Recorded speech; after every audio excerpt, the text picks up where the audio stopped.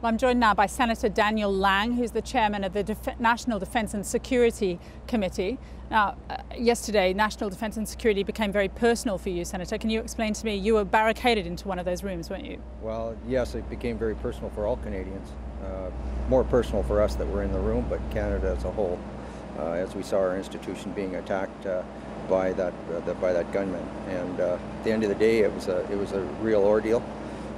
You can only imagine what it's like to be in a closed room where you hear gunfire and it stops and then it starts again. And quite frankly, it was right next to our room, so obviously it was very close.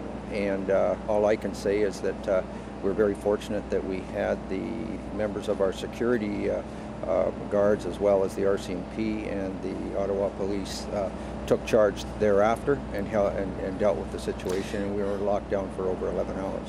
Can I ask you about the intelligence around this? I mean, it seems that Bibeau was a lone wolf in this, that he wasn't acting as part of a greater effort inspired, for example, by the Islamic State. Is that the information you have?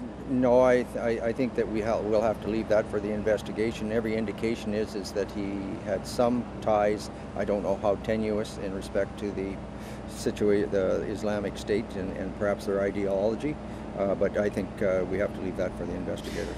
Isn't the lesson from yesterday, though, that it doesn't take a foreign fighter, it doesn't take someone inspired by the Islamic State who goes off to a training camp somewhere and then comes back to carry out these kinds of violent attacks? I mean, this man and the man who was involved on Monday when he ran down and killed a soldier in Quebec, I mean, both of these men were on watch lists. They weren't travelling, they were carrying out acts of violence at home in Canada.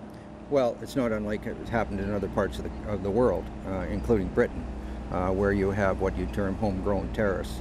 Both these individuals, I understand, were Canadians. The reality of it is that with technology and communication the way there's an ideology, there's our motives that are being transmitted around the world. And this is not just isolated incidences. We've had two in a week.